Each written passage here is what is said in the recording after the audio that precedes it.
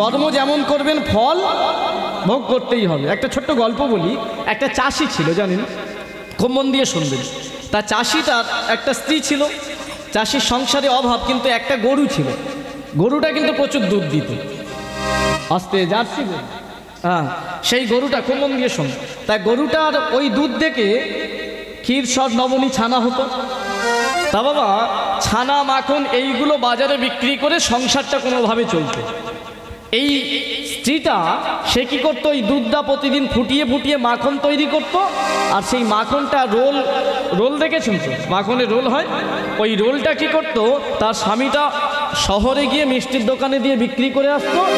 আর দেবার পরিবর্তে সংসারের যা বাজার লাগতো নিয়ে চলে আসতো। প্রতি সপ্তাহে একবার করে যায়। ঠিক রোলগুলো, যে মাখনের যে রোলগুলো 1 কেজি করে সাইজের করতো, করে ওই দোকানে দিয়ে আসতো। আর বিনিময়ে পাশের দোকান থেকে বাজার করে নিয়ে আসতো। তা বাবা প্রত্যেকবারে দিয়ে আসে, মিষ্টি দোকান নিয়ে নেয়, আর নিয়ে পয়সাটা দিয়ে দেয় 4টে রোল মানে 4 কেজি। একদিন হঠাৎ করে মিষ্টি দোকানদারের মনে সন্দেহ হয়েছে, আচ্ছা আমি তো রোলগুলো কোনোদিন মাপিনি, বিশ্বাস করে তো নিয়ে নিই। তা নিয়ে ওকে পয়সা দিয়ে দিই, ও আমার পাশের দোকানটা থেকে, আমারই ভাইয়ের দোকান থেকে চাল চিনি এসব নিয়ে চলে যায়। এক কাজ করি, আজকে মেপে দেখি তো ঠিক আছে কিনা। এই যে রোলটা ঠিক আছে তো? দিদি শুনতে হবে। হ্যাঁ ঠিক আছে তো। তা পাল্লাই যেই মেপেছে, দেখছে 1 কেজি রোলটা 100 কম। কত হলো? ও, তার মানে এই যে 4 কেজি করে দিয়ে যায়, 4 কেজি থেকে কত কম? 400 কম। আসুক বেটা পরের দিন। যেই পরের সপ্তাহে 4টে রোল নিয়ে এসেছে, দোকানের সামনে দাঁড়াতেই আগে ওই মিষ্টি দোকানদার কি করবে? এই যে মিথ্যাবাদী, তুমি মানুষ ঠকিয়ে খাওয়া ধরেছ, আজ থেকে তোমার এই মালপত্র আমি আর নেব না, তুমি এই রোল নিয়ে দূর হয়ে যাও। সেই মাখন বিক্রেতা সে চরণটা জড়িয়ে ধরেছে মিষ্টি দোকানদারের। কি আমি করেছি? বলে তুমি মহাচোর। বলে কেন? তোমায় বিশ্বাস করে প্রত্যেক দিন এই প্রতি সপ্তাহে তুমি যে 1 কেজি করে রোল নিয়ে আসো, আমি এটা নিয়ে নিই, দেখি একবার নিয়ে এসো, আজকে হাতে নাতে ধরবো। লোকটাকে সামনে দাঁড় করিয়ে যেই রোলগুলো এক একটা পার্কে ওই পাল্লায় চাপাচ্ছে, প্রত্যেকটা 900 করে। দেখো তুমি 1 কেজি করে বলো, প্রত্যেকটা 900 করে ওজন। তার মানে তুমি মহাচোর, আজকে থেকে আর দোকানে মাল দেবে না, দূর হয়ে যাও। যেই বলেছে, ওই সঙ্গে সঙ্গে কৃষকটা কি করেছে, মিষ্টি দোকানদার চরণটা জড়িয়ে ধরেছে। শোনো, আমি চোর নই। চোর নই মানে 100 করে কম দিয়ে বলছে চোর নই। শোনো, আমার ঘরে না ওই বাটকেরা কেনার মতো পয়সা নেই। আমি আপনার দোকানে এই যে মাখনগুলো দিয়ে যাই 1 কেজি করে, বিনিময়ে ওই যে 1 কেজি ডাল, 1 কেজি চিনি, 1 কেজি নুন নিয়ে যাই না, আমার স্ত্রী কী করে জানেন? ওই 1 কেজি চিনিটা যতটা ওজন, সেই ওজন হিসাবে এই মাখনটা 1 কেজি করে রোল তৈরি করে। যেই না এই কথা বলেছে, সঙ্গে সঙ্গে মিষ্টি দোকানদারটা চরণটা জড়িয়ে ধরেছে। তাহলে বড় চোরটা কি? হ্যাঁ, মিষ্টি দোকানদারের। কারণ সে মালটা দেয় কত করে? 900 করে। ভগবান তিনি উপরে আছেন, তুমি যেমন কর্ম করবে একদিন ঠিক ফিরে তোমার কাছে সেইভাবেই আসবে। ভগবান তিনি এই পিসনি মায়ের কর্ম দেখে, তার কথা দেখে খুশি হয়ে গেলেন। তোদের এত বড় প্রতিজ্ঞা, আমাকেই সন্তান রূপে পেতে চাস? বলে হ্যাঁ। তাহলে তোদের মনের বাসনা আমি পূর্ণ করব। তোরা আমাকে একবার সন্তান রূপে চেয়েছিস, আমি একবার নয়, 2 বার নয়, 3 বার যাব তোদের কাছে সন্তান রূপে। তবে সেটা হবে অংশ বিশেষ। অংশ বিশেষ মানে কি? আপনি ধরে নিন কোনো মন্দিরে 1 মণ বাতাসা মানত করেছেন, একটা দিন দেবেন। তা যেদিন মন্দিরে পুজো, সেই দিন আপনার কাছে টাকা পয়সা নেই, আপনি মানতটা রাখতে পারছেন না, তার মানে অপরাধী হয়ে যাচ্ছেন ভগবানের কাছে। শ্রীমদ্ ভাগবত অভিধানে লেখা আছে না, আপনি অপরাধী হবেন না যদি একটা কাজ করেন। কি না? ওই দিন 3টে বাতাসা, 3 পিস বাতাসা যদি দোকান থেকে কিনতে পারেন বা কোথা থেকে জোগাড় করে গলবস্ত হয়ে ওই ভগবানের চরণে দান করতে পারেন যে হে ঠাকুর এটাই আমি জোগাড় করেছি, 3 বার দান করলে তাহলে একবার পরিপূর্ণই 1 মণ বাতাসার সমান হয়। ভগবান মনে মনে ভাবলেন আমি পূর্ণ ব্রহ্ম, এক কাজ করি আমি পূর্ণ ব্রহ্মরূপে ওর মায়ের গর্ভে না গিয়ে আমি যদি আমার শরীর থেকে 10 বার তো জন্মগ্রহণ করব 10ম অবতার, তার মধ্যে 3 বার যদি অংশ বিশেষে আমি মায়ের গর্ভে যাই, ওদেরকেও 3 বার যদি জন্ম দিই, তাহলে 3 বার যাওয়া মানে ওদের চাওয়াটা একবারের পরিপূর্ণ রূপে পেয়ে যাবে। 3 বার আমাকে পাওয়া মানে একবারের পূর্ণ রূপে পাওয়া। তাই হে ভক্তমণ্ডলী, এই সত্যযুগে সুতপা পিসনির গর্ভে ভগবান প্রথম পূর্ণ ব্রহ্মরূপ থেকে গোলক থেকে এক অংশ রূপে এলেন, তাদের গর্ভে সন্তান রূপে ভূমিষ্ঠ হলেন। যে অবতারের নাম হয়েছিল পিসনি অবতার। দেখতে দেখতে সত্যযুগ শেষ, ত্রেতাযুগ আগত। ভগবান কি করলেন, এদের দুজনকে আবার জন্ম দিলেন। 3 বার আসবে বলেছিলেন, তাই দ্বিতীয়বার আবার এদের জন্ম দিলেন। নামের পরিবর্তন হলো এদের, একজনের নাম হলো অদিতি আর একজনের নাম হলো কাশ্যপ মুনি। যে ছিল সুতপা তার নাম হলো কাশ্যপ মুনি, আর যে ছিল পিসনিমা দ্বিতীয় জন্মে তার নাম হলো অদিতি। ভগবান আবার পূর্ণরূপ থেকে আরেকটা অবতার হয়ে এদের গর্ভে এলেন। যে অবতারটার নাম আপনারা অনেকে জানেন, অনেকের বাড়িতে ছবি আছে দেখবেন। ভগবান ব্রাহ্মণ বেশে একটা ছাতা মাথায় দিয়ে বলি মহারাজের দরবারে এসে দাঁড়িয়েছিল। বামন অবতার নাম শুনেছেন তো? ভগবানের নাম উপেন্দ্র হয়েছিল। এই যে বামন অবতারে যার গর্ভে এসেছিল তার নাম হলো অদিতি মা। সেই অদিতির গর্ভে ভগবান দ্বিতীয়বার চলে এলেন। বাকি আছে আর একটা। দেখতে দেখতে দেখতে দেখতে একটা ভয়ানক যুগ চলে এলো, যে যুগটার নাম দাপর যুগ।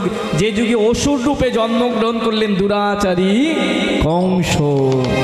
সেই কংসকে বধ করার জন্য, কুরুক্ষেত্রে যুদ্ধ করার জন্য, রাসলীলা করার জন্য ভগবান কি করলেন, মনে মনে ভাবলেন আমাকে আর একবার জন্ম নিতে হবে। তাই কাকে আমার মা বাবা রূপে বেছে নেব? এই অদিতি আর কাশ্যপকে দাপর যুগে জন্ম দিলেন কংসের বোন রূপে। একজনের নাম হলো দেবকী আর একজনের নাম হলো বসুদেব। অর্থাৎ যার প্রথম জন্মে নাম ছিল পিসনি, দ্বিতীয় জন্মে তার নাম হলো অদিতি, তৃতীয় জন্মে সেই হলো দেবকী। আর প্রথম জন্মে যার নাম ছিল সুতপা, দ্বিতীয় জন্মে তার নাম হলো কাশ্যপ মুনি, তৃতীয় জন্মে সেই হলো বসুদেব। বাহ, বুঝতে পেরেছেন? শেষে প্রশ্ন করলে উত্তরগুলো দিতে পারবেন। এই যে কংসের বোন রূপে জন্মগ্রহণ করলো দেবকী, 6 বোন ছিল, কিন্তু কংস তো অসুর রূপে যখন জন্মগ্রহণ করলেন তার ইচ্ছে মথুরা নগরীর অধিপতি হবে। তাই 6টা বোনের 5টা বোনকে তাড়িয়ে দিলেও এই একটা পথের কাঁটা ছিল দেবকী। মনে মনে ভাবলো এই বোনটার এমন ধুমধাম করে বিয়ে দেব যাতে কেউ না বুঝতে পারে যে কাকার সম্পত্তি নেবার জন্য আমি এই বিয়ের আয়োজন করেছি। তবে হ্যাঁ, এমন একজনের সাথে বিয়ে দিতে হবে যার সম্পত্তির প্রতি লোভ নেই। লোভ কাদের নেই এই জগতে? যারা ত্যাগী বৈষ্ণব, যারা ভগবানের নাম করে। ওই মথুরা নগরীতে কংস ভগবানের নাম না পছন্দ করলেও একজনকে পছন্দ করলো। কাকে? বসুদেব, যে ভগবানের নাম গুণকীর্তন করত। তাই তার সাথে মহা ধুমধাম করে মথুরা নগরীতে বিয়ের আয়োজন করলো কংস। আসুন আজকে বিয়েটা আগে দিয়ে দিই ভগবানের বাবা মার, তারপরে পরবর্তী অংশগুলো আমরা জানতে পারবো। আজ কি আনন্দ হইল দেখো মথুরা নগরে। উলুধ্বনি হরিধ্বনি হোক। হইল দেখো মথুরা নগরে। আজ কি আনন্দ হইল দেখো মথুরা নগর। আজ কি আনন্দ হইল দেখো মথুরা নগরে। বিবাহতে আবদ্ধ হলো বসুদেব দেবকী রে। আর বিবাহতে আবদ্ধ হলো বসুদেব কি রে। বিবাহতে আবদ্ধ হলো বসুদেব দেবকী রে। আর বিবাহতে আবদ্ধ হলো বসুদেব কি রে। আজ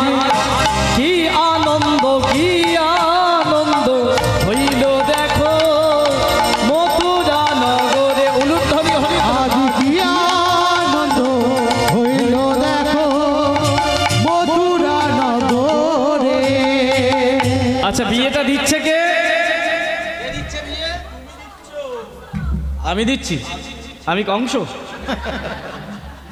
হ্যাঁ, বিয়ে দিচ্ছে কংস, তার কাকার মেয়ে সুরসেনের ওই দেবকের কন্যা রূপে দেবকীর। কার সাথে বিয়ে হচ্ছে? বসুদেবের সাথে বিয়ে এখনো হয়, তবে তখনকার বিয়ে দিয়ে হতো কেমন ভাবে না, স্বয়ংবর সবাই যে সুন্দর, আজকে এই জায়গাটা অনেকটা বিয়ে বাড়ির মতনই লাগছে।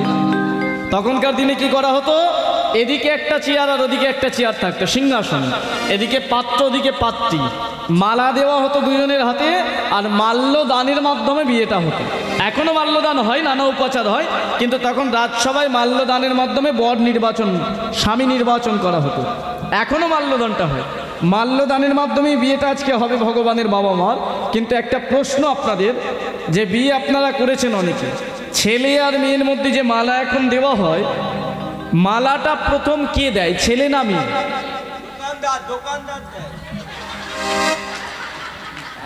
আরে দোকানদার দেয়।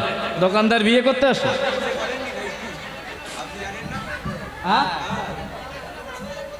দোকানদার আস্তে আস্তে আস্তে আস্তে, বাহ, বলে দোকানদার না মালাটা বানালে কোথা থেকে আসলো? বাহ, তাহলে দোকানদার বিয়ে করতে আসে? আমি প্রশ্নটা কি করেছি, ছেলে আর মেয়ের মধ্যে প্রথম মালা কে দেয়? আমি বলিনি দোকানদার আর মেয়ের মধ্যে প্রথম মালা কে দেয়। তবে এখনকার দিনে কিন্তু মালাটা কে দেয় জানেন? ক্যামেরাম্যান। ও ছেলেটাকে যা বলবে, এইরকম ধরো, এদিকটা দাও, এরম ধরো, এই দাও। ছেলেটা একটা বোকা, একদম কাঠপুতলির মতো দাঁড়িয়ে থাকবে, যা সিঁদুর তোলার সময় সব থেকে বড় খেলো, এই দিক ধরো। হ্যাঁ, আচ্ছা যাই হোক, প্রসঙ্গ বাদ দিন। আচ্ছা বলুন, যারা বিবাহিত আছেন, ছেলে মেয়ের মধ্যে প্রথম মালা কে দেয়? মেয়ে দেয়। ওই দেখো, যেই বলেছে মেয়ে দেয়, উনি বলে ছেলে দেয়। আচ্ছা বাবারা বলুন, কে দেয়? বলে আমরা সংসারের জ্বালায় সব ভুলে গেছি। নতুন কারো হয়নি? হ্যাঁ,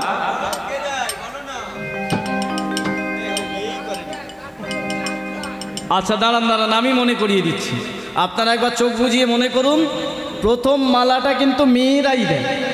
মেয়েরা যখন দেয়, তার ভিতর দিয়ে ছেলেরা মালাটা দেয়। ঠিক বললাম তো? তাহলে বসুদেব দেবকীর মধ্যে প্রথম মালা কে দেবে? হ্যাঁ, দেবকী দেবে। তাহলে একটু উলুধ্বনি হোক বিয়ে বাড়িতে, হোক জোর করে, দেবকীর গলার মালা, উলুধ্বনি জোর করে, হরি হরি হরি।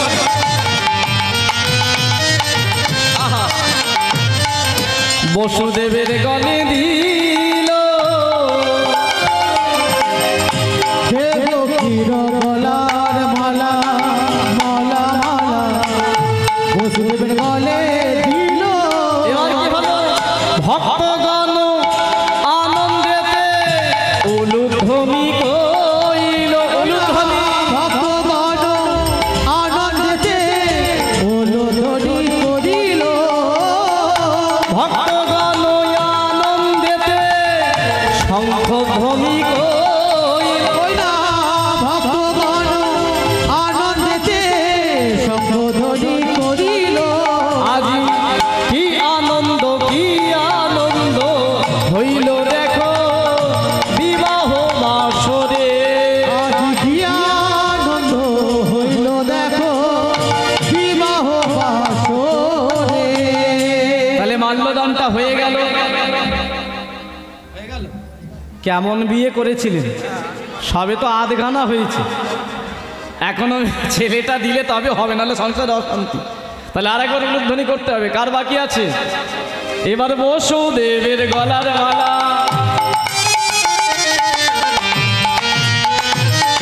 দেবকীর গলে দিল উলুধ্বনি। বসুদেবের গলার মালা, মালা মালা দেবকীর গলে দিল। এই যে গোলকপতি শ্রীহরি মনে মনে ভাবছে, বিয়েটা হওয়ার পরেই তো আমার যাওয়ার জায়গা, তাই ভগবান নিচে আসবেন এই আনন্দেতে, ওই স্বর্গলোকে। দেবদেবী যত ছিল কি হলো, দেবেগণ আনন্দেতে নাচিতে লাগিল, হরি হরি বল। দেবীগণ আনন্দেতে নাচিতে লাগিল। দেবীগণ আনন্দেতে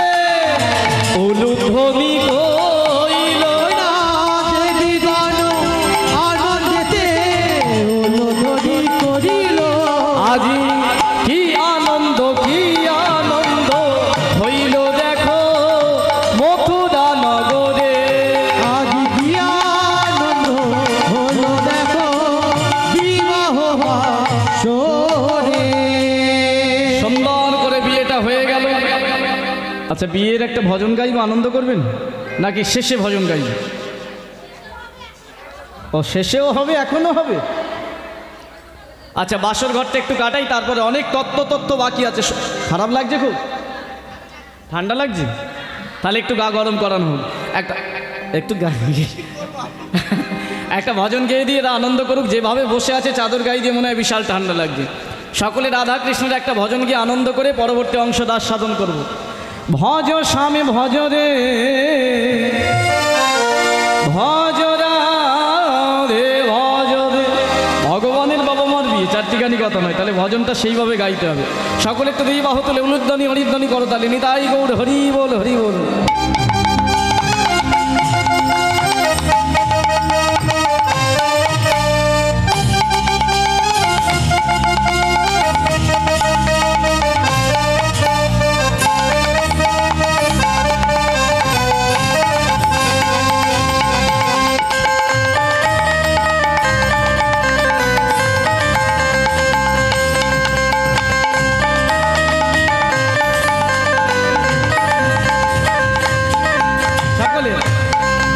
ভজ স্বামী ভজ রে ভজ রাধে ভজ রে ভজ স্বামী ভজ রে ভজ রাধে ভজ রে ভজ স্বামী ভজ রে ভজ রাধে ভজ রে স্বামী ভজ স্বামী ভজ স্বামী ভজ রে রাধে ভজ রাধে ভজ রাধে ভজ রে স্বামী ভজ স্বামী ভজ স্বামী ভজ রে রাধে ভজ রাধে ভজ রাধে ভজ রে ভজ স্বামী।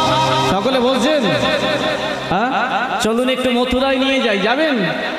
কিভাবে যাবেন? তুই কাঁধে নিবি আস্তে আস্তে। আমরা এখানে বসে থাকলেও আমাদের একটা জিনিস সেখান থেকে বাইরে চলে যেতে পারি। কি বলুন তো? মন। ঠিকই বলেছি। সকলে মিলে একবার মনটা নিয়ে যাব মথুরা নগরীতে। কিভাবে? আমি মনকে বলবো চল চল চল চল রে, আর আপনারা দুই বাহু তুলে বলবেন রাধে রাধে বল রে। কি বলবেন? হ্যাঁ, চলুন সকলে দুই বাহু তুলে একসাথে বলবো চল চল চল চলে রে রাধে রাধে বল রে প্রেম ভরে বলে রে উচ্চৈস্বরে বলে রে নেচে নেচে বলে রে বলে রে বাহু তুলে বলে রে বল রে জয় রাধে জয় রাধে রাধে রাধে বলে রে রাধে গোবিন্দ রাধে রাধে বল। ও জয় রাধে রাধে রাধে বল রে রাধে গোবিন্দ জয় রাধে রাধে প্রেম ভরে বলে রে রাধে রাধে বল রে উচ্চৈস্বরে বলে রে রাধে নেচে নেচে বলে রে তারা বলে বলবো না রে। আর এদিকটা বলে কি কি দে পেয়েছে রে। আচ্ছা, সবাই বলছেন? দেখি একবার জয়ধ্বনিটা জোর করে হয়ে যাক তো, রাধার নামে আর কৃষ্ণের নামে। বলিয়ে রাধা রানী কি। এই জয়টার মধ্যে একটু খিদে আছে। আর একবার বলুন, বলিয়ে ভগবান কৃষ্ণচন্দ্র কি চন্দ্র কি। এটার মধ্যেও খিদে আছে। আমারই কথা দুবার শোনা যাচ্ছে। আর একবার সবাই মিলে দুই বাহু তুলে বলিয়ে রাধা মাধব কি। চল চল চল চলে রে রাধে রাধে বল প্রেম ভরে বলে রে উচ্চৈস্বরে বলে রে নেচে নেচে বলে রে বাহু তুলে বলে রে জয় রাধে রাধে রাধে বলে রে রাধে গোবিন্দ রাধে রাধে বলে। ও জয় রাধে রাধে রাধে বল রে রাধে গোবিন্দ জয় রাধে রাধে বল রে রাধে রাধে রাধে বর্ষানি বালি রাধে রাধে রাধে রাধে বর্ষানে বালি রাধে রাধে রাধে রাধে বর্ষানি বালি রাধে রাধে রাধে রাধে বর্ষানি বালি। ও রাধে রাধে রাধে বর্ষানে বালি রাধে রাধে রাধে রাধে বর্ষানে বালি রাধে একবার সকলে প্রেমানন্দে দুই বাহু তুলে ভজ স্বামী ভজ রে ভজ রাধে ভজ রে ভজ স্বামী নিতাই গৌর হরি হরি হরি বল। ভজ স্বামী ভজ রে ভজ রাধে ভজ রে ভজ স্বামী ভজ রে ভজ রাধে ভজ রে গদ গদ করি রাত ভাইয়া চলিল বড় বড় করিনা ভাইয়া চলিল হেন কালে দৈব বাণী শুনিতে পাইল হেন কালে দৈব বাণী শুনিতে পাইল হেন কালে দৈব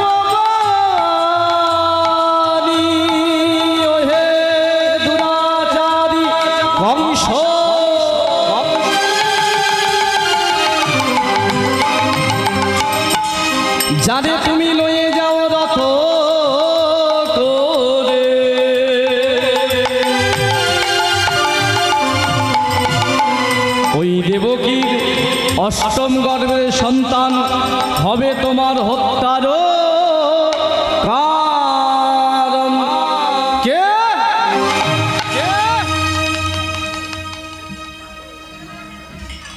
বিয়ের পরদিন সকালবেলা, আস্তে আস্তে আস্তে, আর কথা নাকি, বসে পড়ুন, শুনুন।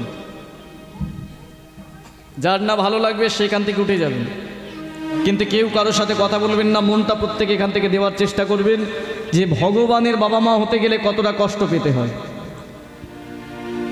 বিয়ের পরদিনটা কংস মনে মনে ভেবেছিল যাতে মথুরা নগরীতে কেউ না বুঝতে পারে যে আমি কাকার সম্পত্তি পাওয়ার জন্য আমার এই বোনটা ধুমধাম করে বিয়ে দিচ্ছি। তাই কি করেছিল, একটা রথ তৈরি করেছিল মণি মাণিক্য হীরা জহরত দিয়ে।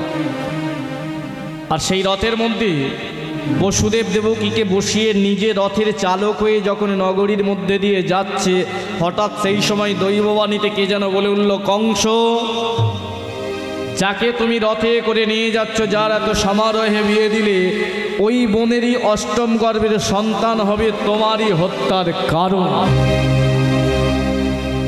যেই বলেছে এই কথা, অমনি রথটা থামিয়ে দিয়ে কংস পিছন দিকে তাকিয়ে বলে উঠল, রে কে ভীতু কাপুরুষ,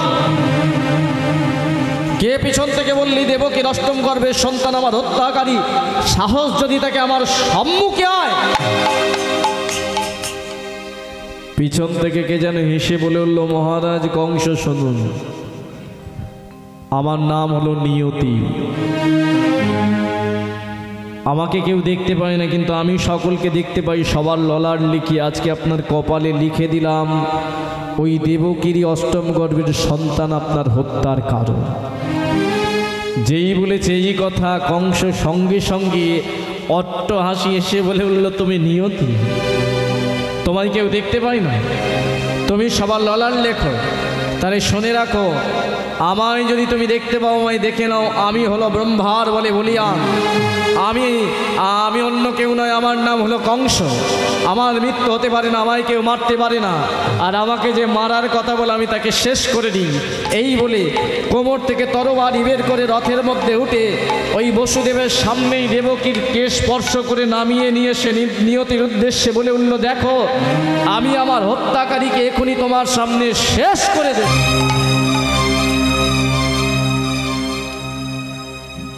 রথের মধ্যে বসেছিল বসুদেব। একই ক্ষণিকের মধ্যে যেন তার মাথায় একটা কালো মেঘের সৃষ্টি হলো। আমি কি শুনলাম? একটা দৈববাণী, আর সেই দৈববাণীতে যাকে পূর্বরাত্রিতে এত সমারোহে বিয়ে দিল, একটা দৈববাণীতে সেই নিজের বোনেরই শিরচ্ছেদ করতে যাচ্ছে। তবে কি আমি যা শুনেছিলাম তা সত্য? অসুর কি আমার নববিবাহিত স্ত্রীটাকে এখনই মেরে ফেলবে? কিন্তু আমি কি করি? রথের মধ্যে নির্বাক হয়ে বসে রইলেন বসুদেব। আপনার ঘরে যদি কোনো সময় আগুন লাগে না, আপনি তখন হঠাৎ করে কি করবেন কিছু বুঝতে পারবেন না, হতভম্ব হয়ে যাবেন। যেটা হয়ে গেল বসুদেব। কি করবে সে কিছু বুঝতেই পারছে না। যাকে বিবাহ করেছে পূর্ব দিনে, পূর্ব রাত্রিতে, সেই মেয়েটি আজকে বিপদের সামনে, তার শেষ সময়। কিন্তু আমি তো তার স্বামী, আমার তো তাকে রক্ষা করা কর্তব্য। কিন্তু আমি কি করব?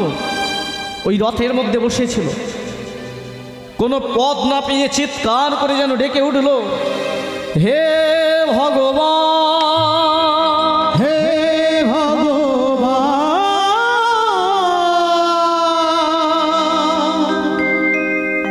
এ তোমার কেমন লীলা, কেমন খেলা বলো প্রভু। আমি যে তোমার লীলা খেলা কিছু বুঝিতে পারি।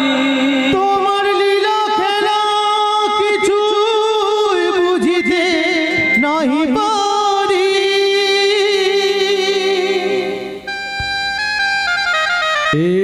আমি কি দেখছি? কি করবো আমি? কিভাবে বাঁচাবো নিজ অর্ধাঙ্গিনীকে?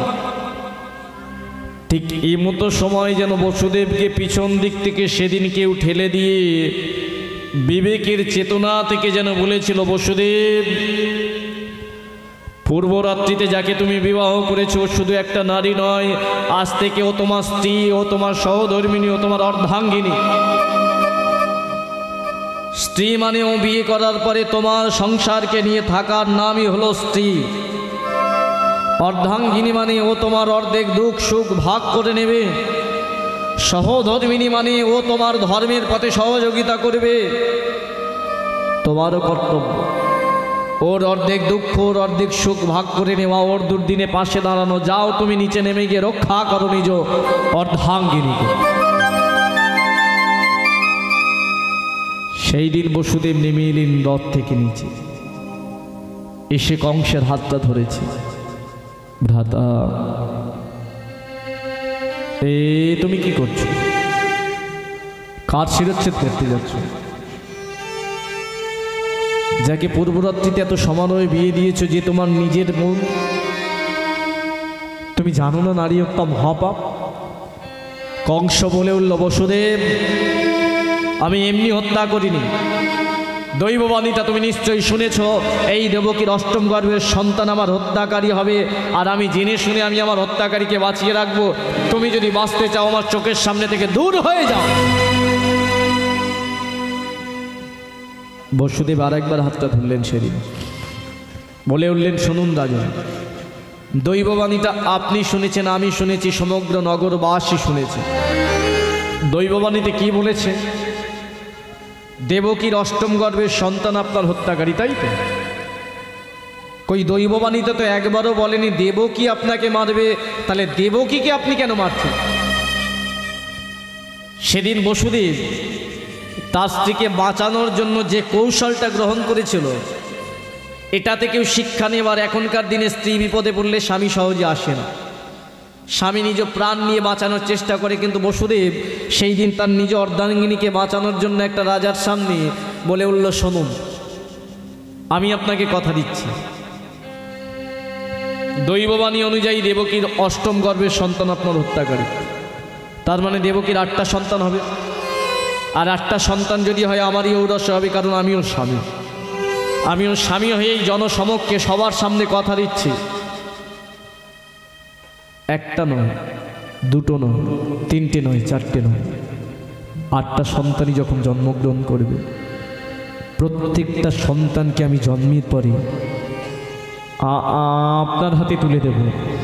আপনি মারতে হয় মারবেন, রাখতে হয় রাখবেন, শুধু দেবকীকে আপনি দয়া করে কৃপা করে ছেড়ে দিন। যেই না এই কথা বলেছে, পাশ থেকে দেবকী চিৎকার করে বলে উঠল, স্বামী!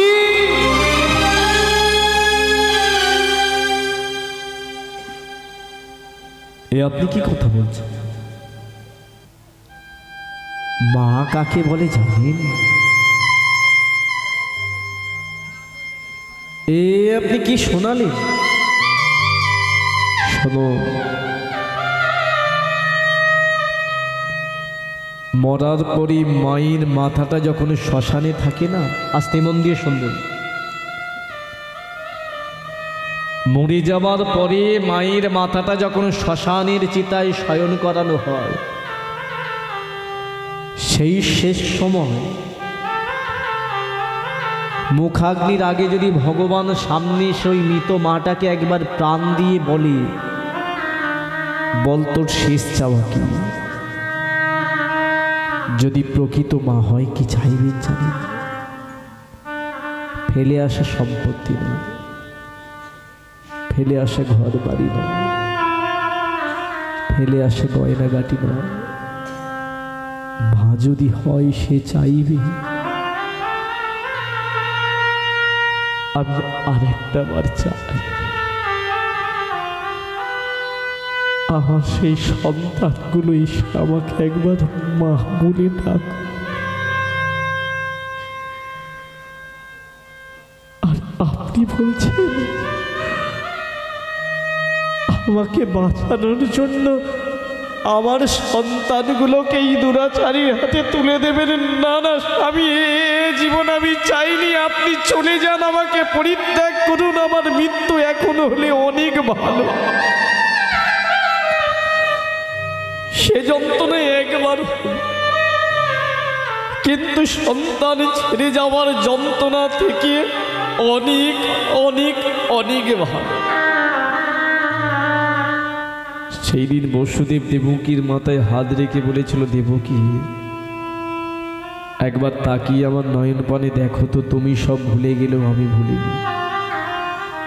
কিচ্ছু মনে পড়ছে না তোমার? কে ছিলে তুমি, কে ছিলাম আমি? প্রথম জন্মে তুমিই তো ছিলে পিসনি, আমি ছিলাম সুতপা। তুমি তো ভগবানকে ডেকেছিলে না সন্তান রূপে পাওয়ার জন্য, পেয়েছিলে তো 12,000 বছর সাধনা করে। এসেছিল দ্বিতীয় জন্মে, তুমি তো অদিতি, আমি কাশ্যপ মুনি হয়েছিলাম। ভগবান আবার এসেছিল আমাদের গর্ভে। আমি বলছি এটাই আমাদের তৃতীয় জন্ম। তুমি তুমি বিশ্বাস করো, ভগবানকে পেতে গেলে কষ্ট পেতে হয়। আমি বলছি এই দুরাচারী যার অত্যাচারী মথুরানগর জর্জরিত, একমাত্র কি ভগবান মারতে পারে। তুমি আমার কথা শুনে নাও, তুমি মেনে নাও আমার কথা, দেখবে ওই সন্তানকে মারতে পারবে না। তুমি একটু কষ্ট সহ্য করো, একদিন তোমার গর্ভে ভগবান আসবে, তুমি ভগবানের মা হবে, আর তোমার সন্তান নিয়ে এই দুরাচারীকে হত্যা করবে। মেনে নাও। দেবকীর মনে পড়ে গেছিল কথাগুলো, সব পূর্ব স্মরণ করিয়েছিল, কিন্তু এই কথাগুলো সেদিন কংস শুনতে পায়নি। কিন্তু কংস মনে মনে ভাবলো, বসুদেব একটা ভালো কথা বলেছে। আমি যদি সবার সামনে আমার বোনটাকে এখনই হত্যা করে ফেলি, সবাই বলবে আমি মৃত্যুকে ভয় পাই, আমি কাপুরুষ। কিন্তু এক কাজ করি, আমি যদি রাতের অন্ধকারে আমার এই বোনের সন্তানগুলোকে হত্যা করি, কেউ না জানতে পারবে, কেউ বুঝতে পারবে না, আর কেউ না জানতে পারবে। যখন আমি একটা একটা করে 8টা সন্তানকে জন্মের পরেই মেরে দেব, তখন আমার বাঁচার পথটা ঠিক হয়ে যাবে। তবে হ্যাঁ, এদেরকে খোলা আকাশের নিচে রাখলে হবে না। ওরে কে আছিস? আদেশ করুন মহারাজ। যা আমার রাজ্যের কারাগার থেকে নিয়ে আয় লোহার বেরি, নিয়ে আয় লোহার শৃঙ্খল। এদের সর্বশরীর থেকে নতুন বস্ত্র খুলে নিয়ে পরিয়ে দে পুরানো অলঙ্কার, খুলে নিয়ে এই লোহার বেরি, লোহার শৃঙ্খল পেরিয়ে আমার রাজ্যের সব থেকে অন্ধকারতম কারাগারে নিক্ষেপ করে দে। দেবকী বলে, স্বামী কি ভেবেছিলে আমাকে বাঁচিয়ে রেখে সুখে সংসার করবে, আমার সাথে আনন্দে থাকবে? কিন্তু ও যে দুরাচারী, ও থাকতে দেবে না। খুলে নেওয়া হলো নতুন বস্ত্র, পরিয়ে দেওয়া হলো পুরানো। স্বর্ণ অলঙ্কারের পরিবর্তে ভগবানের বাবা মাকে শিকল দিয়ে বেঁধে ফেলা হলো। লোহার বেরি, অন্ধকার কারাগার। কতটা কষ্ট আপনি সহ্য করেন আপনার ছেলের জন্য, কতটা যন্ত্রণা পান। একটা বাবা কারাগারে সারাদিন আছে, বুকের মধ্যে একটা পাথর চাপিয়ে দিয়েছে। একটা বাবা শুয়ে আছে, লোহার শৃঙ্খল বাঁধা, বুকের মধ্যে পাথর চাপিয়ে দিয়ে গেছে কংস। তার সৈন্যদের আদেশ করেছে একমাত্র রাত্রিবেলা ছাড়া এদের পাষাণগুলো খুলবে না। তাই রাত্রিবেলা হলে পাষাণগুলো খুলে দেওয়া হতো, দুজনে দুজনের কাছে আসতে পারত। দেবকী বলে, স্বামী কি দরকার ছিল, চলে যেতে পারতেন। এই কারাগারের যন্ত্রণা ভোগ করা আমার জন্য হয়েছে। শোনো দেবকী, এসো, তোমার গর্ভে আমি সন্তান দেব। একটা একটা করে সন্তান না দিলে, 8টা সন্তান না এলে সে যে আসতে পারবে না। কারাগারের মধ্যে একটা একটা করে সন্তান দিচ্ছে। গর্ভবতী হচ্ছে, কিন্তু যখন এই সন্তানটা প্রসব হচ্ছে আর পরদিনে দেখতে পাচ্ছে না, কারণ সন্তান প্রসব হওয়ার সঙ্গেই প্রহরীরা কংসকে গিয়ে খবর দিচ্ছে, আর সেই কংস পাথরে আছাড়ে হত্যা দিয়ে একটার পর একটা সন্তানকে হত্যা। ভাবতে পারছেন মা হওয়ার যন্ত্রণাটা কত, কিন্তু যন্ত্রণাটা 3 গুণ বেড়ে যায় যখন সেই মা কারাগারের বসে একটা একটা সন্তান প্রসব করছে, কিন্তু কোনো সন্তানের মুখে মা ডাক শুনতে পাচ্ছে। ওই কারাগারের মধ্য থেকে সেই দিন বসুদেব দেবকীকে কাছে ডেকে বলেছিল, দেবকী সহ্য তোমায় করতেই হবে। দেবকী বলছে সহ্য তো আমি করছি, কিন্তু আমি বলতে পারো এটাই কি আমি চেয়েছিলাম? অন্ধকার কারাগার হতে তখনও ভগবানকে দোষ দিল না। ওই দেবকী শুধু উদ্দেশ্য করে একটা কথা বলে উঠল, ঠাকুর কি চেয়েছি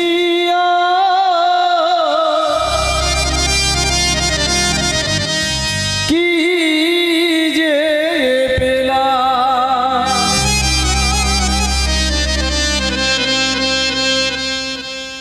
একে একে জীবনে সব হারালাম,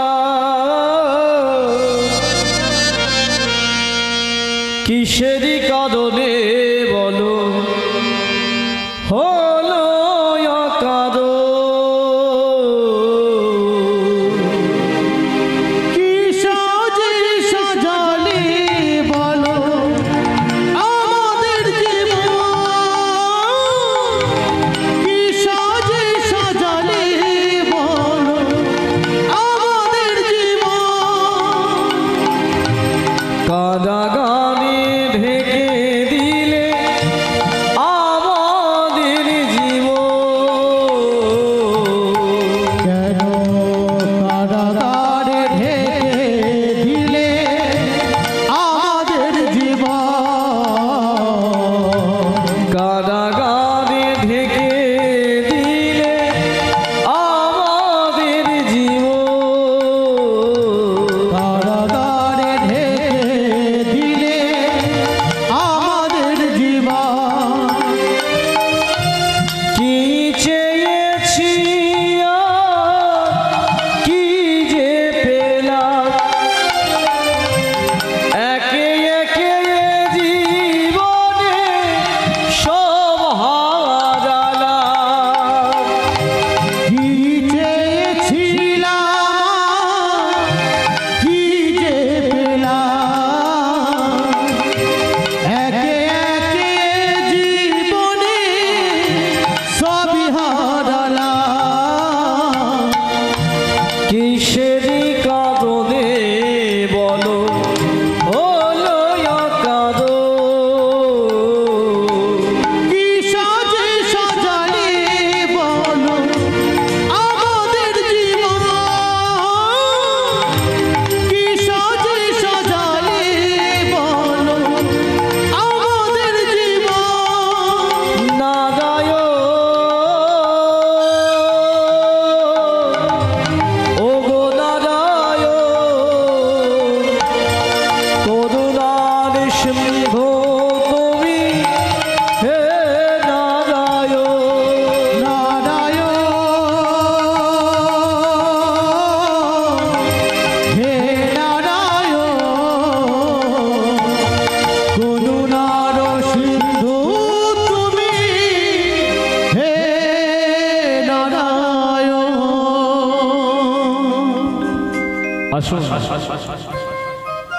এখান থেকে আমরা কিছু প্রশ্নের উত্তর জেনে নিই। প্রথম প্রশ্ন, যিনি ভগবান, যিনি বিশ্ব চরাচরের মালিক, তিনি কেন তার বাবা মাকে কারাগারে রাখবেন, বা তিনি কেন কারাগারে এলেন? কেনই বা তার দাদা হয়ে 6টা পুত্রকে অকালে মৃত্যুগ্রহণ করতে হলো? সেই ভক্তমণ্ডলী, এই ভগবানের কারাগারে আসা এবং তার বাবা মাকে কারাগারের যন্ত্রণা ভোগ করানো, এর পেছনে ছিল 3টে কারণ। কটা কারণ বললাম? 3টে কারণ। প্রথম কারণটা কি? সৎসঙ্গে স্বর্গবাস, আর অসৎসঙ্গে প্রতি পদে পদে সর্বনাশ। 10খানা সাধুর সাথে যদি একটা চোর মেলামেশা করে, ওই চোরটা কিন্তু সাধু হবে। আবার 10খানা চোরের সাথে যদি একটা সাধু ঘরে, চোর হবে। কারণ এটা হলো সঙ্গীর দোষ। ভগবানের চিন্তা ভাবনা দেখুন, ভগবান মনে মনে ভাবলো যে মথুরা নগরীতে আমার বাবা মাকে পাঠিয়েছি, যাদের অন্তরে কৃষ্ণ প্রেম, কিন্তু কৃষ্ণপ্রেমী এদের দুজনে থাকলে কি হবে, বাদবাকি যারা আছে সবাই কংসের অত্যাচারে এমনই অত্যাচারিত, প্রত্যেকের মনে হিংসা, প্রত্যেকের মনে বিদ্রোহ। তাই ওই অসামাজিক জায়গায় যদি আমি খোলা আকাশের নিচে আমার বাবা মাকে আমি রাখি, মুক্ততে রাখি, তাহলে ওরাও একদিন কংসের বিরুদ্ধে বিদ্রোহ তৈরি করবে, হিংসা হবে ওদের মনে। আর যে হৃদয়ে হিংসা থাকবে, যে হৃদয়ে অভিমান থাকবে, মান থাকবে, তাহলে তাদের গর্বে আমি যাই কি করে? শুদ্ধ তাদের হৃদয় নয়। কিন্তু এক কাজ করি, আমি যদি ওই সঙ্গ ত্যাগ করে এমন একটা জায়গায় রাখি যেখানে কংসের ছায়া পৌঁছাবে না, যেখানে ওরা শুধু কষ্ট পাবে, আর আমি জানি যত ওরা কষ্ট পাবে তত ওরা আমাকে ডাকবে, আর যত ওরা আমাকে ডাকবে তত ওদের হৃদয়টা শুদ্ধ হবে, আর সেই হৃদয়ে আমার গিয়ে লীলা করতে সুবিধা হবে। তাই গৌর হরি। তাই ভগবান তার বাবা মাকে রাখলেন কারাগারের মধ্যে, নালে ভগবান ওই সময় আবির্ভাব হতে পারতেন, কংসকে বধ করে দিতে পারতেন, কিন্তু করলেন না। এবার দ্বিতীয় কারণ কি? দ্বিতীয় কারণ এটাই, তিনি জগৎমা যে বোঝাতে চাইলেন, আপনাদের প্রত্যেককে বোঝাতে চাইলেন, আমাদেরকে বোঝাতে চাইলেন কি না, যে করে আমার আশ আমি তার করি। এটা আমরা ছোট থেকে শুনে এসেছি। তথাপি যে না ছাড়ে আমার পাশ, আমরা ছোট থেকে শুনে আসছি, যে করে আমার আশ আমি তার করি। মানে আপনি ভগবানের নাম করলে আপনার সর্বনাশ হবে? হ্যাঁ, তাহলে কথাটা মিথ্যে? মিথ্যেও তো নয়। তাহলে কথাটার মধ্যে লজিক কি? ভগবান বললেন যে করে আমার আশ আমি তার করি সর্বনাশ। সর্বনাশ মানে আপনাকে টাকা পয়সা নিয়ে নেবে না, আপনাকে ভিখারি করে ছাড়বে না, তা নয়। সর্বনাশ মানে মানুষের সব থেকে বড় অহংকারের জন্য যে জিনিসগুলো হয়, কাম, ক্রোধ, লোভ, মদ, মোহ, মৎসর্য, আপনার মন থেকে আপনি ভগবানের যত নাম করবেন, কাম ভগবান হরণ করবেন, মান, অভিমান, অহংকার এগুলোকে ভগবান হরণ করবে। আর হরণ করলে আপনার সর্বনাশ হয়ে, অর্থাৎ অহংকার নাশ হয়ে যে শুদ্ধ হৃদয় হবে, সেই শুদ্ধ হৃদয়ে আপনার ভগবান পাওয়ার বাসনা জাগবে। আর যত জাগবে আপনি ভগবানের নাম করবেন, আর করলে ভগবান তখন আপনার দাস হয়ে থাকবে। অর্থাৎ ভগবানকে পেতে গেলে কষ্ট করতেই হবে। আমরা দেখেছি, বহু লীলাই দেখেছি। আজকে কারাগারের মধ্যে বসুদেব দেবকী তারা আছে, কংসের কারাগার, একটা একটা একটা একটা করে সপ্তম সন্তান। এই যে 6টা সন্তান মারা গেল, এরা কার? তৃতীয় প্রশ্নে আসি, কেন ভগবানের দাদা ভাইদের অকাল মৃত্যু গ্রহণ করতে হলো? এই 6টা সন্তান অন্য কেউ নয়, এই 6টা সন্তানই কিন্তু পূর্বজন্মে দেবতা ছিল। করে ভগবানের একটা ভক্ত ছিল, যে ভগবানকে গোলক থেকে টেনে নিয়ে এসেছিল নরসিংহ রূপে তার বাড়িতে। কে বলুন তো? প্রহ্লাদ। এই প্রহ্লাদের বাবার নাম ছিল হিরণ্যকশিপু। হিরণ্যকশিপুর ভাই ছিল হিরণাক্ষ। হিরণাক্ষর একটা ছেলে ছিল যার নাম কালনেমি। সেই কালনেমি 6টা পুত্র রূপে জন্মগ্রহণ করলে এই উদ্ভিদ, ক্ষুদ্রবিদ, পরিঅঙ্গ, পতঙ্গ, স্মর্গিনী অসুরকুল পেল। বাবা শুনতে হবে। এই এই তুই গান শুনবি না? স্কুলের প্রথম বেঞ্চিতে যারা বসে তারা ভালো ছাত্র হয়, শুনতে হয়। ওর পেছনেও বকছে, সেটা শুনতে হবে, বুঝতে হবে। আমি একবারও ওয়ার্নিং দিয়েছি, আর একটুখানি মন দিয়ে শুনতে হবে। শোনো, অসুরকুল তোমরা পাবে, কিন্তু তোমরা আমার নাম ছাড়বে না। কালনেমির পুত্ররূপে 6 জন জন্মগ্রহণ করলো, ভগবানের নাম করে অসুরকুল পেল। ব্রহ্মার প্রথম অভিশাপ কাজে লেগে গেল, কিন্তু ব্রহ্মার দ্বিতীয় অভিশাপ ছিল অসুরের হাতে মৃত্যু হবে। ওই যুগে আর হয়নি। কেন?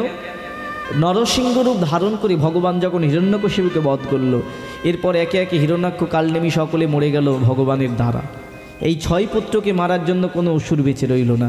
6 পুত্র ভগবানকে স্মরণ করে বলল, প্রভু যতক্ষণ না আমরা অসুরের হাতে মরতে পারছি ততক্ষণ তো আমরা দেবকুলে যেতে পারবো না, তাহলে উপায় কি? বলে অপেক্ষা করো একটা যুগ, এরপরে এমন একটা যুগ আসবে যে যুগে আমি তোমাদেরকে এমন একটা জায়গায় জন্ম দেব, তোমাদের এই জন্মের বাবা কালনেমিকেই ওই যুগে অসুর করে পাঠাও। এই সত্য যুগের কালনেমি দাপর যুগে হবে, নাম হবে তার কংস, যে আমার সম্পর্কে মামা হবে। আমি যে গর্বে যাব লীলা করতে, আমি যাওয়ার আগে তোমাদেরকে একে একে ওই গর্বে পাঠাবো। এমন আমি দৈববাণী করব, সেই দৈববাণী তোমাদের এই জন্মের বাবা শুনে রাখবে, আর শুনে রেখে তোমরা জন্মের পরেই তার হাতে একে একে অকালে তোমাদের মরণ হবে। আর তোমাদের অকালে মরণ হওয়া মানে অসুরের হাতে মৃত্যু হওয়া মানে ব্রহ্মার দ্বিতীয় অভিশাপ পূর্ণ হবে। তাই কংসের কারাগারে একটার পর একটা পুত্র জন্মগ্রহণ করলো, উদ্ভিদ ক্ষুদ্রবিদ পরিঅঙ্গ পতঙ্গ স্মরঘিনী। 6টা পুত্র জন্মগ্রহণ করলো, সেই কালনেমি কংস হয়ে জন্মগ্রহণ করলো, একটা করে দৈববাণী শুনে মারলো। 7ম গর্ভে দাদা বলরাম, যাকে রোহিণীর গর্ভে প্রেরণ করে দেওয়া হলো। আর দেখতে দেখতে দেখতে দেখতে সেই দিনটা এলো কোন দিন? ভাদ্র মাস কৃষ্ণ অষ্টমী তিথি। দেখিতে দেখিতে দিন উপনীত হইল, দেখিতে দেখিতে দিন উপনীত হইল, কারাগার মাঝে আজি আবির্ভূত হলো। কারাগারের মাঝে আজি আবির্ভূত হইল, নারায়ণের রূপে ধরি আসিলেন শ্রীহরি, নারায়ণের রূপে ধরি আসিলেন শ্রীহরি, শঙ্খ চক্র গদা পদ্ম ধরি, ওইটা শঙ্খ চক্র গদা পদ্ম ধরি। তাই আনন্দ আর ধরে নারী, আনন্দ আর ধরে নারী, ওই কারাগার মাঝে আজি আনন্দ আর ধরে নারী, আজ ভগবানকে কাছে পেয়ে, আনন্দ আর ধরে ওই নারী। কারাগার মাঝে মুখে হরি হরি হরি, ওইটা কারাগারের মাঝে তাই গৌর হরি হরি হরি, কারাগারের মাঝে আজি হরি হরি হরি, কারাগারের মাঝে আজি হরি হরি হরি, ওই না আনন্দ আর ধরে নারী, আনন্দ আর ধরে নারী, আনন্দ আর ধরে নারী। কারাগারের মাঝে ভাদ্র মাসে কৃষ্ণ অষ্টমী তিথিতে আপনারা জানেন ভগবান এলেন। কিন্তু বাবা একটা জিনিস আমরা জানি না, আমরা ভগবানের জন্মাষ্টমী পালন করি, ভগবানের জন্ম হয় না, ভগবানের আবির্ভাব হয়। তাহলে জন্মাষ্টমী কেন পালন করি?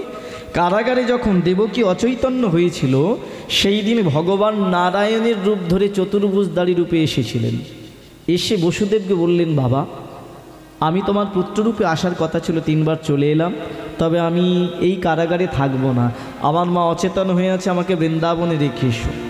তখন বসুদেব বলে উঠল, না না না না, আমি তো বৃন্দাবনে রেখে আসবো না, তোর মা পুত্ররূপে চেয়েছিল, আগে তুই পুত্ররূপে ভূমিষ্ঠ হ, তারপরে তোকে আমি রেখে আসবো।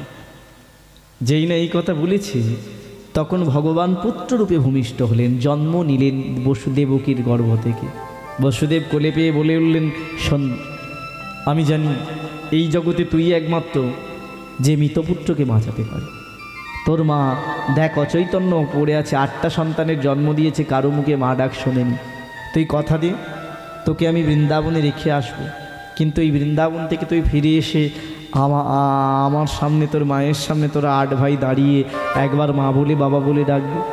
কৃষ্ণ বলে উঠল, বাবা মৃতপুত্র তো কোনোদিন ফিরে আসে না, যারা মারা যায় জানি আমি, কিন্তু তুই মরা জিনিসকে প্রাণ দিতে পারিস, কথা দে।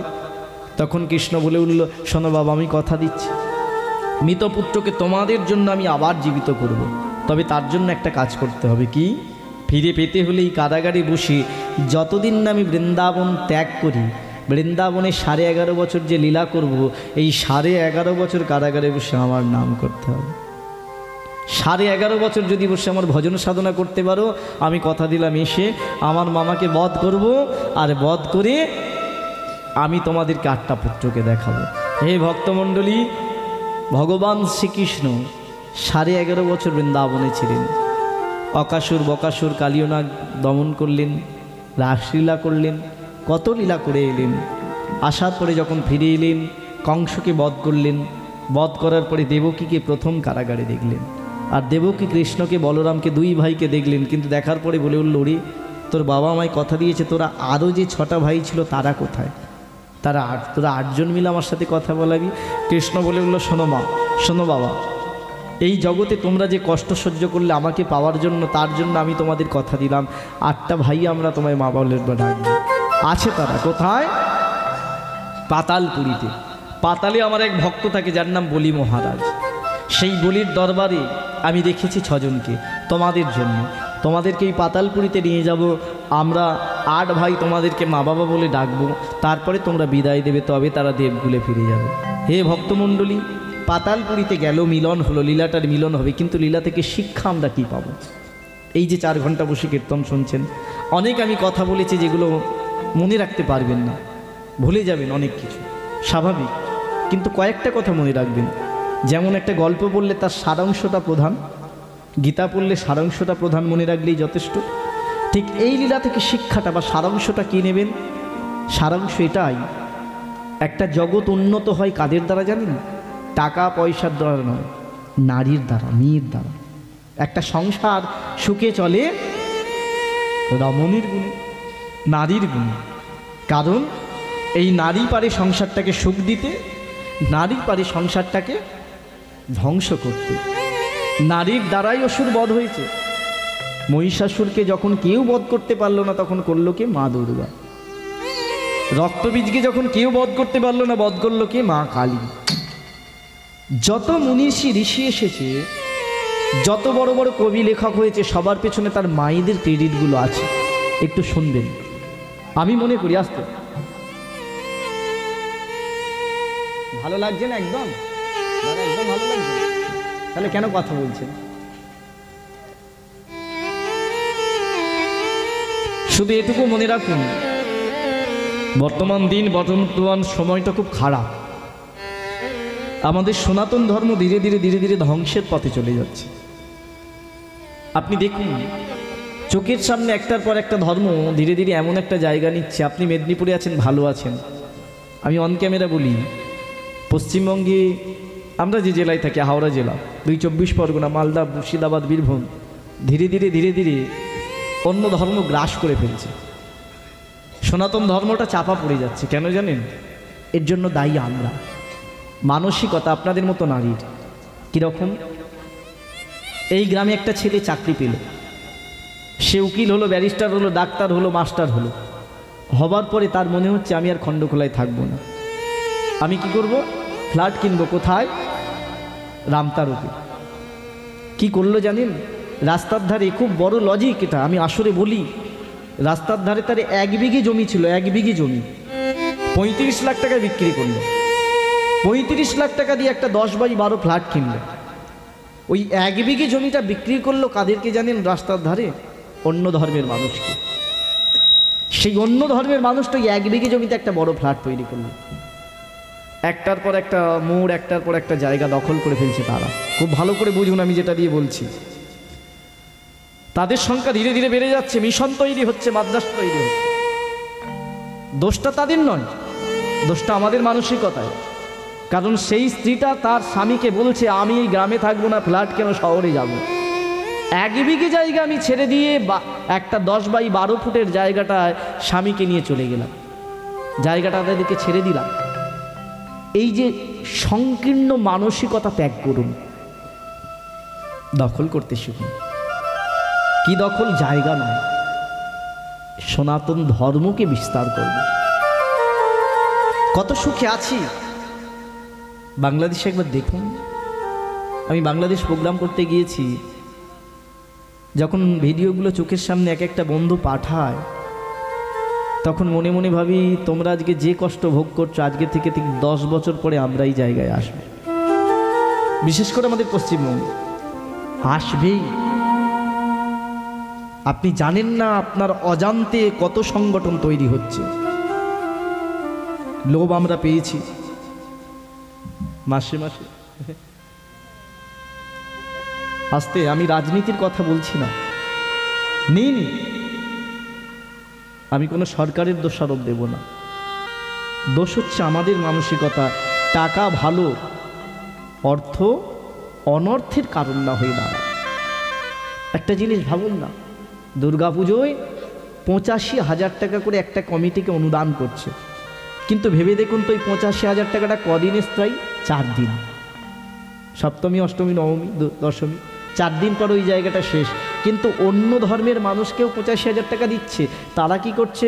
ওই বক্স বাজিয়ে আনন্দ করে ধেই ধেই করে নিচে শেষ করছে না, তারা 4খানা প্লেয়ার তৈরি করছে। তাহলে 10 বছর যদি 85,000 টাকা করে হয়, তাহলে কত হচ্ছে? 8.5 লাখ টাকা। সেই 8.5 লাখ টাকাটা তারা কিন্তু একটা পাকা ইমারত তৈরি করে ফেললো, ধর্মের জায়গা তৈরি করলো। আর আমরা 10 বছরে আবির খেয়ে দিয়ে ধেই ধেই করে নেচে উড়িয়ে দিলাম।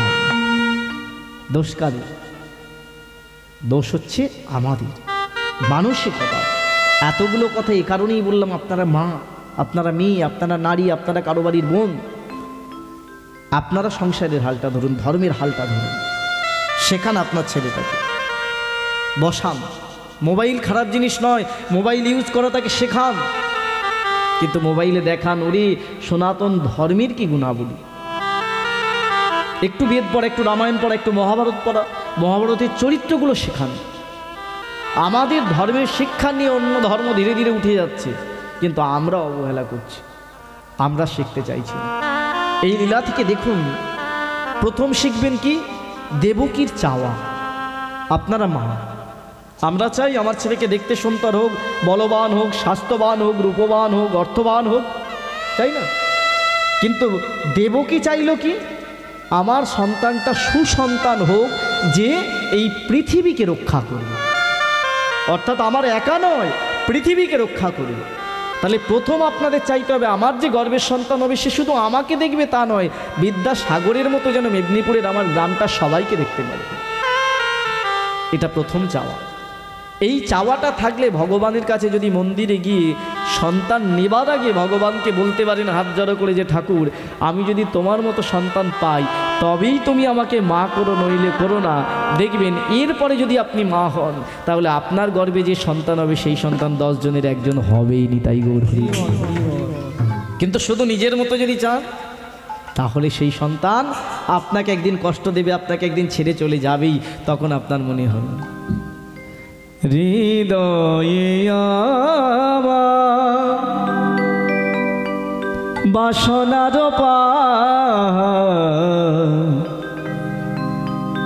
শুধুই তোমার কাছে চাওয়া, হলো না জীবনী শুদ্ধমনি, প্রভু তোমার চরণ চাওয়া।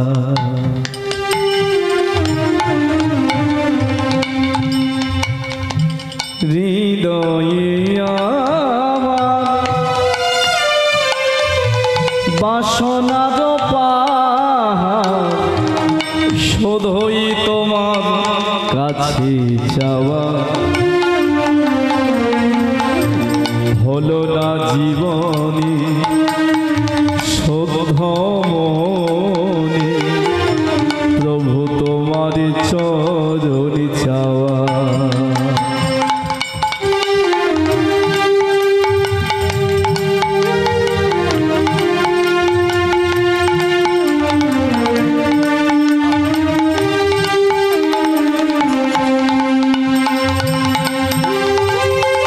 কথাগুলো একটি যদি ভাবেন তাহলে এই লীলাটা সারাংশ বুঝে যাবে। হৃদয়ে আমার বাসনার পাহাড়, হৃদয়ে আমার বাসনার পাহাড় শুধুই তোমার কাছে চাওয়া, হলো না জীবনে শুদ্ধ মনে তোমার চরণে চাওয়া। এত বাসনা, এত আমার চাওয়া, কিন্তু আসলে যে চাওয়াটা সেটা হলো না। আসলে চেয়েছিল দেবকী বলে একবার নয়, দুবার নয়, 3-3বার ভগবানকে পুত্ররূপে পেল, আর পেল বলে তাকে নিয়ে আজ আমরা কীর্তন গাইছি। কিন্তু আমাদের যে চাওয়াটা, আমরা মারা যাওয়ার 50 বছর পরে কেউ আমাদের নাম মুখে উচ্চারণ করবে না। তাহলে কর্মই হলো জগতে বড়, যেমন চাইবেন তেমন পাবেন। হৃদয়ে আমার বাসনার পাহাড় শুধুই তোমার কাছে চাওয়া, হলো না জীবনী শুদ্ধমনি, প্রভু তোমার চরণ চাওয়া।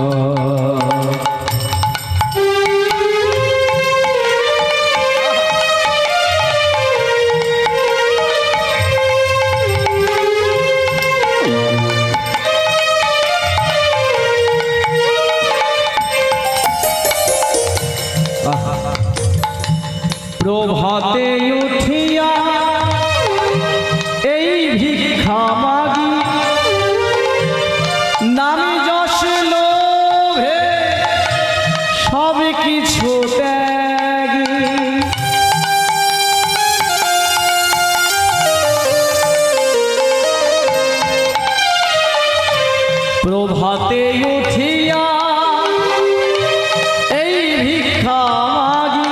চান সকালে উঠে? সকালবেলা ঘুম থেকে উঠে কি চান?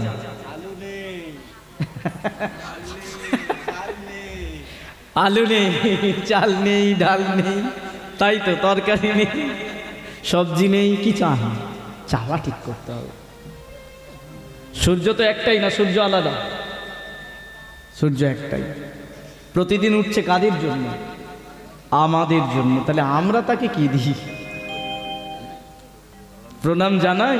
ঘুম থেকে উঠতেই তো 9টা বেজে যায়। যে ঘরটায় আমায় বাসা দিয়েছে ওই ঘরে এত সুন্দর সুন্দর এডুকেশনের বই আছে এবং দেয়ালে কিছু মনীষীদের কথা আছে, বাড়ির লোক জানবে, বুঝবে। আমি এদের দেখাচ্ছিলাম, এপিজে আব্দুল কালামের একটা কথা আছে না, 24 ঘন্টায় কি কি কখন করা উচিত। আমি জানি না, যে একটা ছেলের দেখলাম ও ক্লাসে ফার্স্ট হয়, সে পড়াশোনা করে, আর কে কে আছে সেই বিষয়ে খোঁজ নেওয়া হয়নি, যে প্রথম 7 ঘন্টা ঘুমানো, তারপরে 6 ঘন্টা কাজ করা, এইরকম পরপর ভাগ দেওয়া আছে। আমি একে দেখাচ্ছিলাম, ওরে দেখ, 7 ঘন্টা ঘুমানো আছে, 6 ঘন্টা কাজ করা আছে, 2 ঘন্টা নিজের যত্ন নেওয়া আছে, 2 ঘন্টা ধর্ম কথা বলা আছে, আর এই রকম 24 ঘন্টা ভাগ করা আছে। আমি দেখ, এইগুলো করলে জীবনে 1 মাস করলে উন্নতি পাবে। ও বলে, দাদা সব যদি করবো তাহলে ফোনটা কখন ঘাঁটবো?